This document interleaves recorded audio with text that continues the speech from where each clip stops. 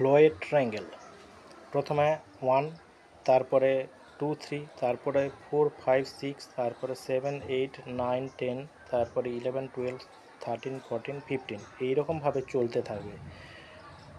এই ফ্লোয়েড ট্রায়াঙ্গেলের প্রোগ্রামটি আমি পাইথনের মাধ্যমে করব।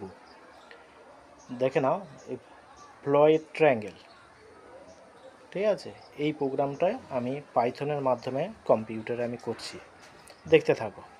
প্রথমেই আমি n equal to int input enter a number, p equal to 1 for I in range 1 থেকে n plus 1, j in range 1 থেকে I plus 1, print ফরম্যাট দিয়ে p double inverted comma less than 4 and p equal to p plus 1 print।